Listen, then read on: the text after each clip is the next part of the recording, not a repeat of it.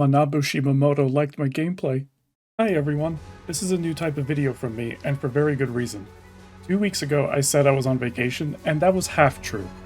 Bandai Namco America brought me to a special preview event to try out Ace Combat 8 Wings of Thieves. You're going to see videos from a lot of creators today, but most of them were actually at a press event from 1 week ago. The company held an extended event 1 week before that for a select group of us, and we got a lot of time with the game. I didn't know this at the time, but Manabu Shimamoto, the game's producer, was apparently there and watching us. I was sitting next to Falcon's Fighter Tales as we were playing, and both of us were so locked in we didn't even notice him. I found out later that Shimamoto-san complimented both of our gameplay to the other staff. I'm going to cherish that knowledge forever. Some of the campaign missions I played are actually still under NDA, so I cannot discuss them or their story details. What I can share with you today are missions 4, 9, and 11. Be warned, story from these and some of the missions before them will be spoiled. In this video, I'm going to do analysis of my footage, breaking down the gameplay and story that I'm allowed to discuss. Again, thank you to Bandai Namco America for allowing me to record this and share it with everyone. I have to move myself over here because there's going to be HUD elements at the bottom right. This is the main menu. You'll notice that Ace Combat Online is an option here in the main menu, so at the very least it'll be launchable from here.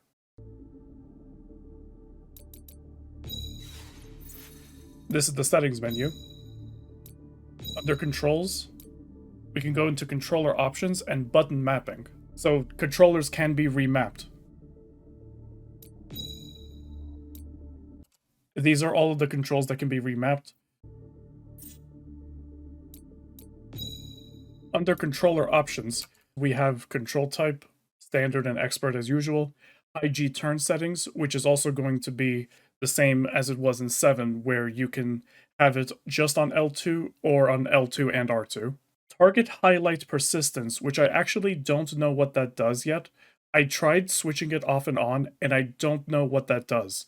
If it's going to be explained this week at some point, we'll find out when the game comes out, but I couldn't figure out what that does. Pitch controls, camera, normal or inverted as usual, vibration on and off, that's the typical stuff.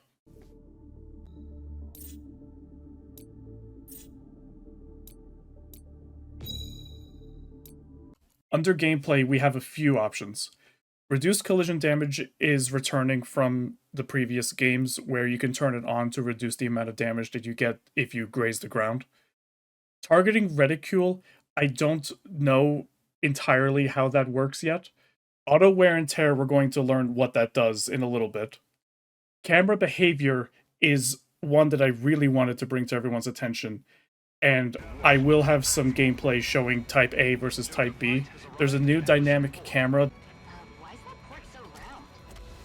Those of us who have been playing Ace Combat for a long time, it's very disorienting, so disabling that dynamic camera is one of the first things you're going to want to do. Adaptive triggers is what it sounds like. There's adaptive triggers on, for example, the DualSense controller on R2 and L2. I don't exactly know how they work with the actual gameplay yet. I wasn't able to figure out when they activate and what they do. And inactive audio is actually a toggle to allow the game audio to continue if you're, for example, tabbed out on PC. I did actually get some footage here of the camera behavior. Switching it to Type B, that's the camera style used in past installments in the series. Switching it to Type A is the recommended dynamic camera style. It's a little bit more cinematic, but again, it does disorient for older players like us. Going into the campaign menu. In this demo, all we were able to do was free mission. The other options were grayed out and not selectable. But you can see, just like Ace Combat 7, you have the restart story, which allows you to start over from mission 1. Continue, free mission, free flight, and data viewer. I will say there was actually a surprise here. Going into free flight, whoops, I went a little bit further than I wanted to. You can select music to play from the music player. You can actually change the music that plays during free flight. Going into the free mission section, I went a little too fast there.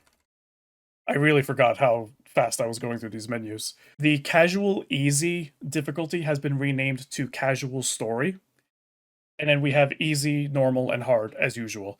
And I would expect, I don't know this for sure, but I would expect that completing hard difficulty would unlock ace difficulty as usual. The free mission screen is similar to how it was in 7.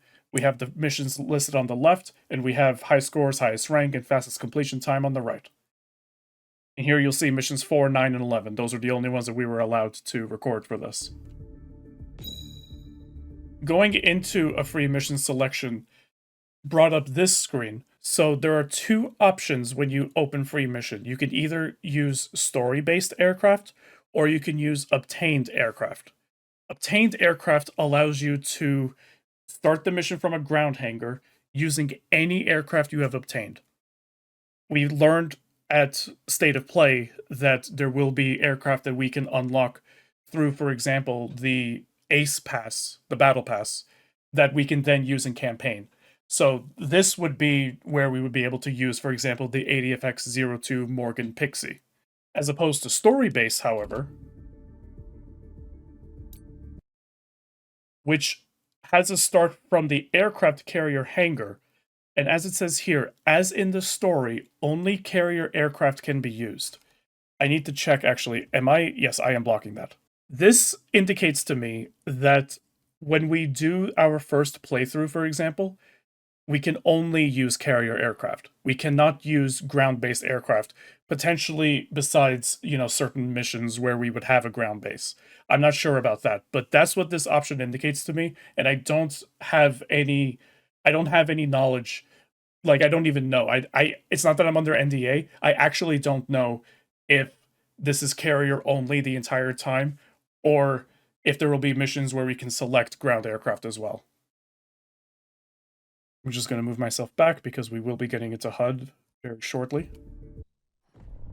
Mission 4, the Fall of the Numbered Fleets. There's a submarine on Newfield that was being developed by the FCU and ENSO. Losing Anderson Port has prevented us from recovering it. So, it was under development by the FCU and ENSO. ENSO is ENSO Order, according to the Ace Combat 8 Japanese website. And it appears that that's their logo next to a familiar logo.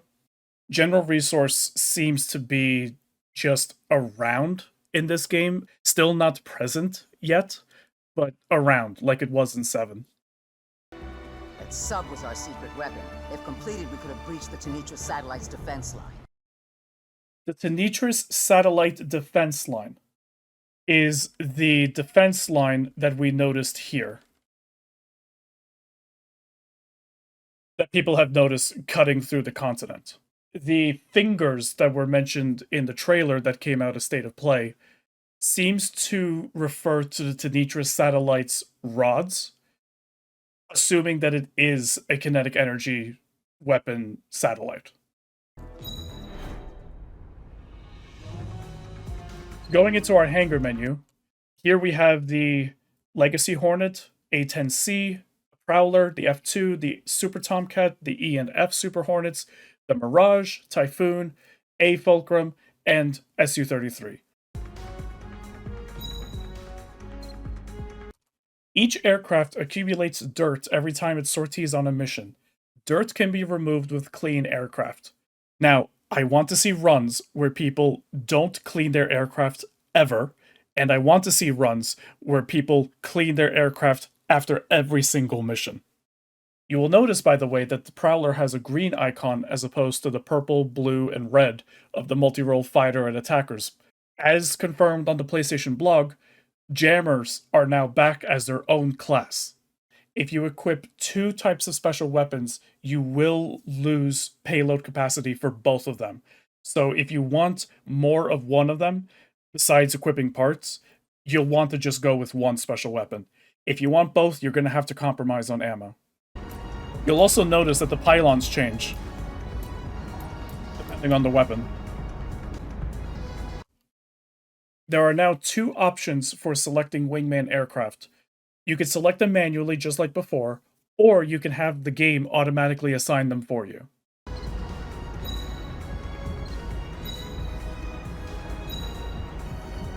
Which craft are you thinking? I love so much that they had a little short cutscene for these now. You'll notice here that special weapons are locked for aircraft that your wingmen fly. You cannot change them. Choose a craft. Right there, I intentionally skipped with the X button to show what happens. You can remove the subtitles and quickly go to the aircraft selection, but it'll still play the cutscene.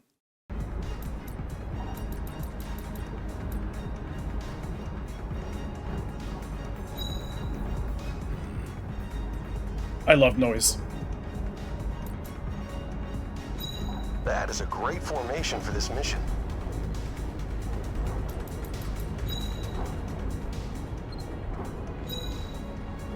As in the last few games, parts are back. However, parts have gone through quite a bit of an overhaul, at least in the single player. You'll notice that aircraft have just a few blocks now. Those blocks are one part each, so there's no more part slots and being able to equip different parts depending on the number of slots that they take up. Here, it's one part per slot, and that's it. You'll also see that there are no more level 1, level 2, level 3, or small, medium, large parts. It's just one part now for each effect.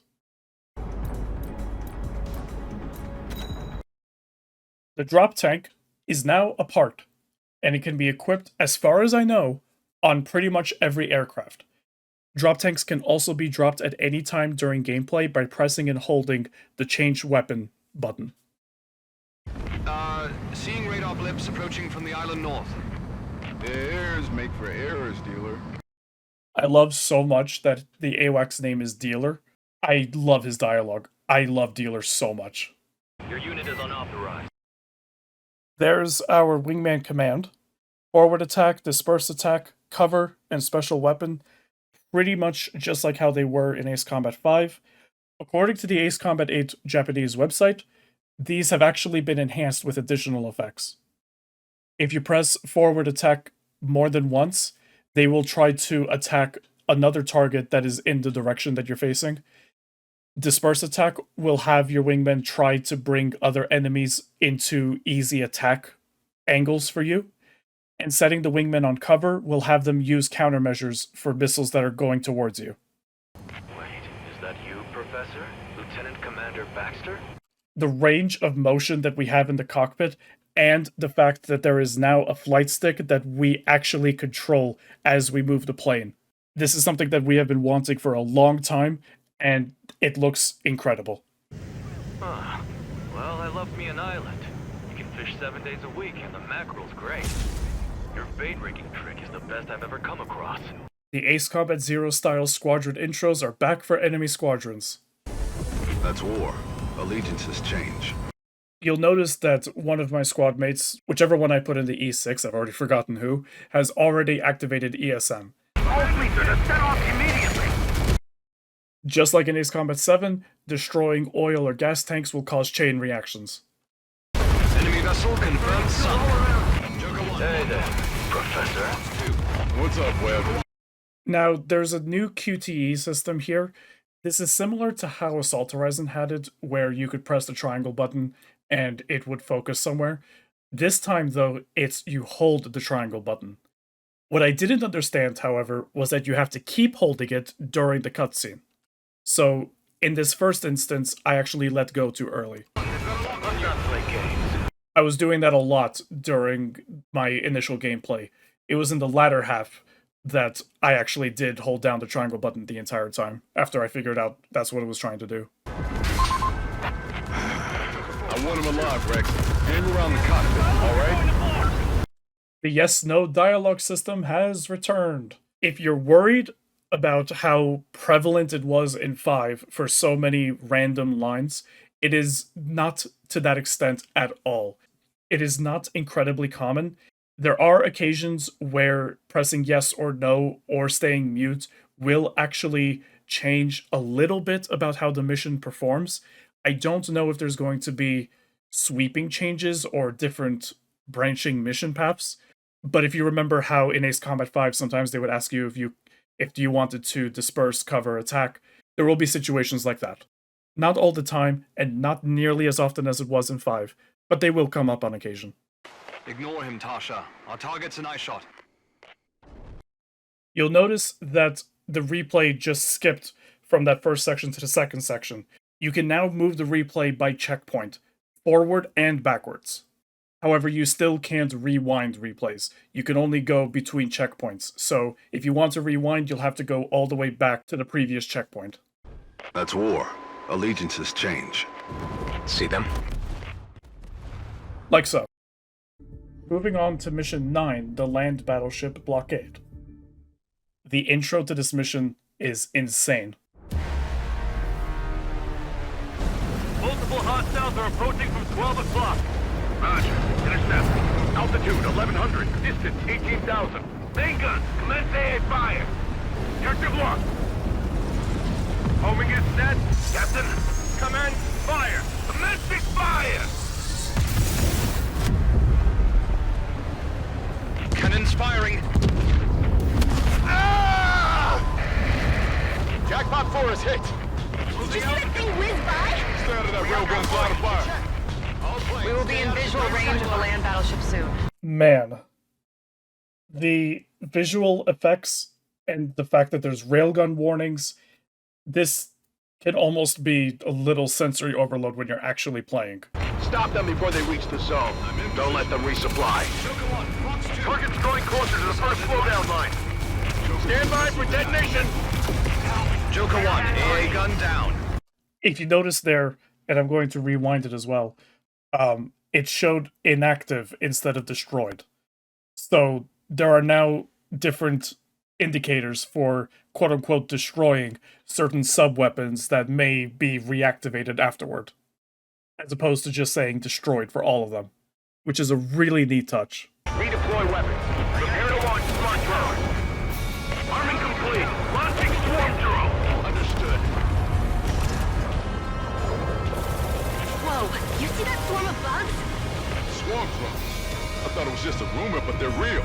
I don't believe swarm drones have ever been a thing before, and this is such an interesting concept to me. When they launched, I was completely taken aback. I did not expect this at all. Yuck, those things give me the creeps. Missile hit landed against drones. Doesn't seem to have done much. This could be trouble. That's your indicator that missiles are not going to be what take them down. Maximum power. They can't stop us. We will not be defeated.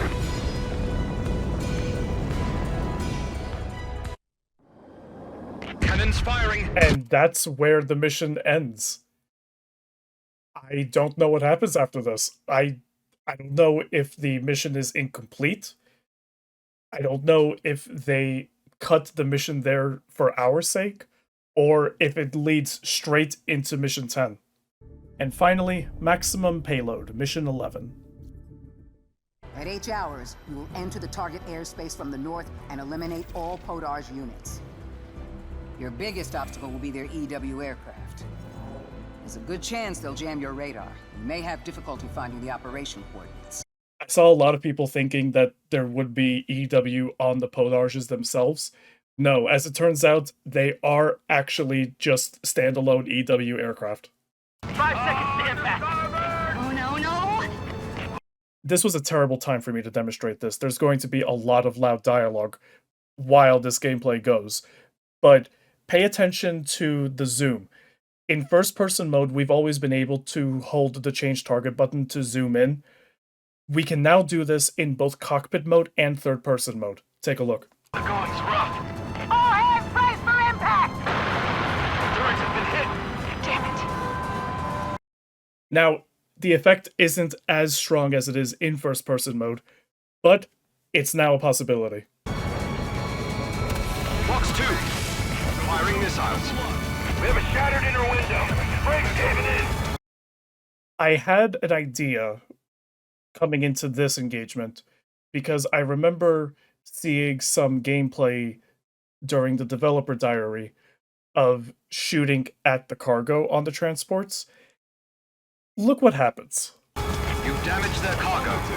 Bullet holes and white smoke. Cage is damaged. Where the hell is Luke Lunae? Good results. Damn it. Transport is no more. Great work.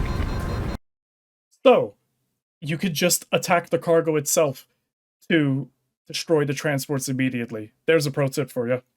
The carrier's a decoy. Please, what's the Podar? Do not underestimate F-55. Our priority is the carrier and defending aircraft.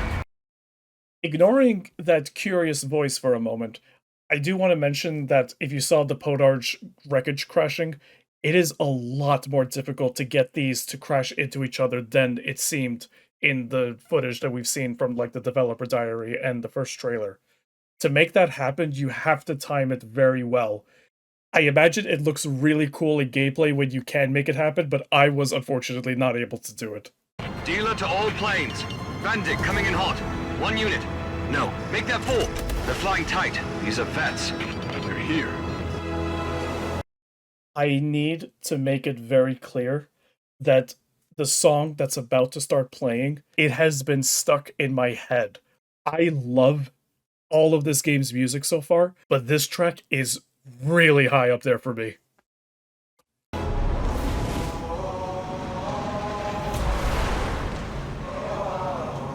Also, Shadow Squadron is made up of multiple units that are numbered by some system that I don't really understand yet.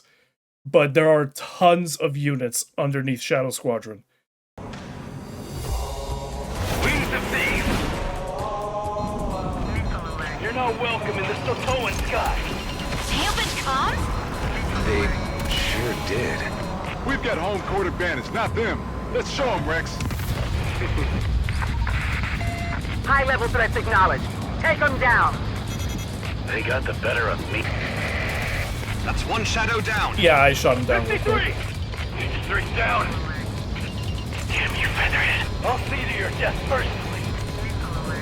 Not to panic, but I've been in more comfortable situations. Keep it together. But we gave them no openings. Remaining units focus on Featherhead. They won't lay off the transports. Let's go! Re-destroy the propeller! Surprising how those wings can hold up a frame that heavy. Hey, this might actually work! We'll be alright. Luke Lunae is with us. No doubt catching wings is a high priority objective for them. Joker 4, special weapon 1 ammo down to half. Joker 1, missiles. Steer clear of the transports and watch out for the falling debris. Shit, they've got an angle on us. Roger. Moving to cover Joker 1. I'll break a leg. They're all targets. Joker 4, enemy in my sights. Now, if I was smart, I would have let all of that gameplay just play uninterrupted so that you could hear some of it and the music. Just absolutely incredible. I cannot wait for this game's soundtrack. I really cannot wait. 1 shadow left. Featherhead. No, she trusted me. I have to see this through to the... I interrupted his line. Bingo! That's a hit! The Jokers have taken out all critical threat targets. Not bad at all, Rex. This game is so good. It's like they see the whole board and play every right move. The Wings of Thieves. And that is where I'm going to leave this video. Thank you again to Bandai Namco America for allowing me this opportunity, bringing me out there. I cannot express how excited I am for this game. And honestly, I don't think we're ready. I really don't think we're ready for how great this game is going to be. Don't forget that if you'd like to find out any more information about the game, to go to acecombat.wiki. I cannot wait to document Ace Combat 8 once it releases. And of course, make sure you subscribe here as well, because I will be streaming my first playthrough, and probably a lot more once the game comes out. I'll see you all in the blue skies.